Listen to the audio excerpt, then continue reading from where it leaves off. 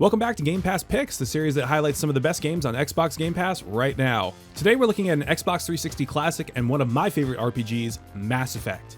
Mass Effect was developed by BioWare and published by Microsoft Game Studios, or at least the version on the Game Pass is, as EA finalized their purchase of BioWare shortly after Mass Effect's release on the 360. This, however, would explain why only Mass Effect 1 is currently available on Game Pass, whereas all three are present on EA's subscription service. The game currently retails for $19.99 outside of Game Pass and is only available on Xbox One's Game Pass. And now for a short and to-the-point review of the game so you can decide if this is the game for you. Mass Effect takes place in the year 2183. Humanity has achieved the ability to travel at faster than light speeds and is thus introduced to the rest of the spacefaring species in the galaxy. During these very exciting times for humanity, players step into the role of a career Human Alliance military soldier, Commander Shepard. Shepard is being evaluated for an elite group of galactic peacekeepers known as the Spectres, but after a botched mission on a nearby human colony, is thrown into a situation much larger than he or she could have ever expected. Speaking of that, one of Mass Effect's many selling points is that you, as the player, have a great deal of control over who Commander Shepard is. You can choose things like gender, appearance, and even Shepard's backstory, which affects certain story elements in the game. Finally, as this is an RPG, you are given a choice of class which range from the super strict soldier type who relies on weapons and explosives, the adept who uses biotic superpowers to toss enemies around at will, the engineer who uses hacking skills to lower shields or overload enemies,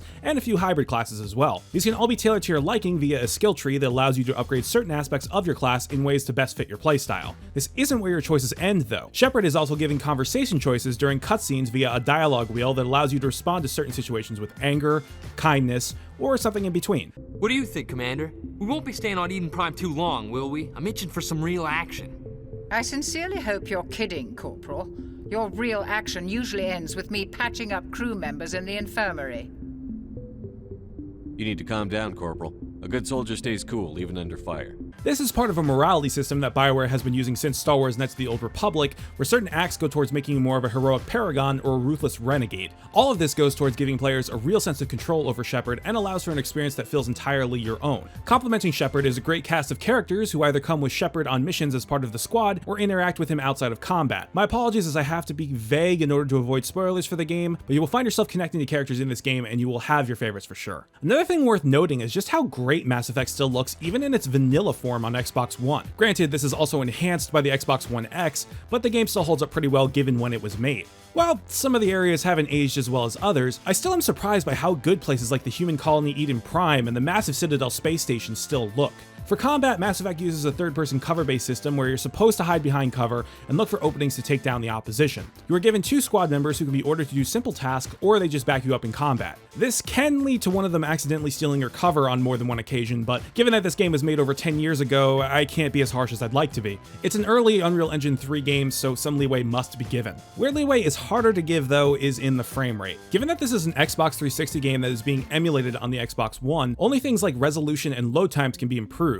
Frame rate, however, reverts to whatever cap was put on it, which seems to be 30 frames per second in this version. While this doesn't really matter when hanging out in places like your ship or the Citadel, it does get in the way during combat. I noticed this particularly in the game's first story mission as the difficulty ramps up considerably here. The game's janky combat controls led to my death more than once, so I suggest keeping the game's difficulty down for your first playthrough, as harder difficulties may prove to be infuriating. Also, the checkpoints and autosaving in this game aren't fantastic, so remember to save your game regularly. Overall, in a world where your time is valuable and games can take hours to download, Mass Effect is still 100% worth your time. Sure, the cover system hasn't aged gracefully, and this isn't the definitive way to play this game with its frame rate issues, but this is still a great way to experience some of BioWare's finest work without having to spend any extra money. The story is still great, the characters still draw you in, and you can still make Shepard your Shepard. If you like this video, then please feel free to leave a comment down below, and please consider giving the video a like, or you can subscribe if you want to see more Game Pass picks in the future. Until then, happy gaming, and I will see you next time.